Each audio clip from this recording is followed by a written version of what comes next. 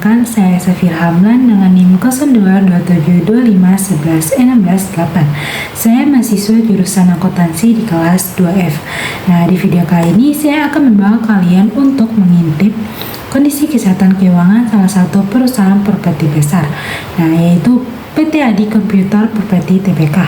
Berdasarkan laporan keuangan per 31 Desember tahun 2023 dan tahun 2024. Nah, data ini sangat menarik karena kita bisa melihat bagaimana perusahaan bertahan dan berkembang dalam kurun waktu 1 tahun terakhir.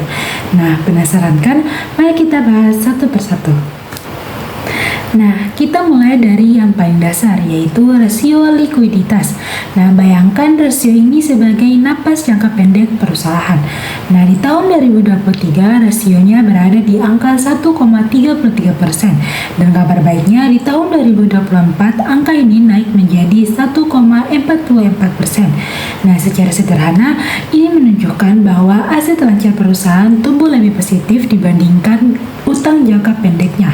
Nah, jadi untuk urusan membayar kewajiban yang segera jatuh tempo, PT Adi Computer Property Tbk terlihat semakin siap dan kuat.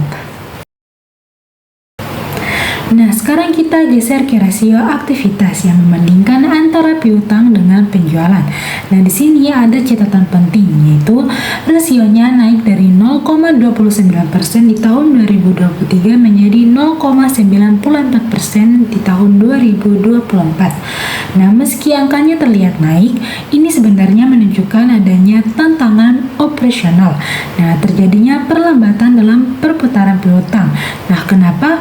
Karena jumlah piutangnya meningkat, sementara di sisi lain volume penjualannya justru mengalami penurunan yang cukup signifikan di tahun 2024. Nah, ini adalah aspek yang perlu diperhatikan manajemen agar arus kasnya tetap lancar. Selanjutnya, mari kita bicara soal rasio solvabilitas, yaitu kemampuan perusahaan memenuhi seluruh kewajibannya menggunakan total aset yang dimiliki. Nah, di tahun 2023 rasio sebesar 0,61% dan naik tipis menjadi 0,62% di tahun 2024. Nah, kenaikan 0,01% ini menunjukkan kalau ketergantungan perusahaan terhadap modal asing atau utang sedikit meningkat. Nah, walaupun begitu, secara keseluruhan struktur permodalan perusahaan masih bisa dibilang relatif stabil.